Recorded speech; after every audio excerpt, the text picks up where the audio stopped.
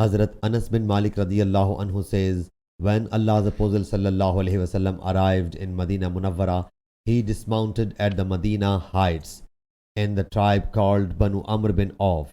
He says, he sallallahu alaihi wasallam stayed with them 14 days. He sallallahu alaihi wasallam then sent for Banu Najjar. The reporter says, they came carrying their swords as if even now I were glimpsing Allah's Apostle sallallahu alaihi wasallam mounted his mount surrounded by Banu Najjar till he dismounted before the house of Hazrat Abu Ayyub.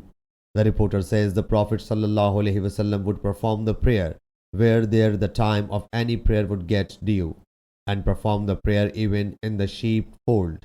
He sallallahu alaihi wasallam then commanded for the construction of a mosque and summoned Banu Najjar. When they had come, he sallallahu alaihi wasallam said, O Banu Najjar, sell me your garden. They submitted, by Allah Jalla Jalaluhu, we will take its price only from Allah Jalla Jalaluhu. Hazrat Anas radiyallahu anhu says, I tell you what there was. There were the graves of the polytheists, ruins, and some date palms.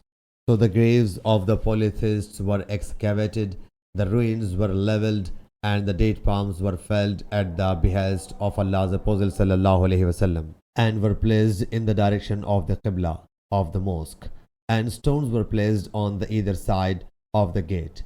So the people would fetch the stones and recite war cry.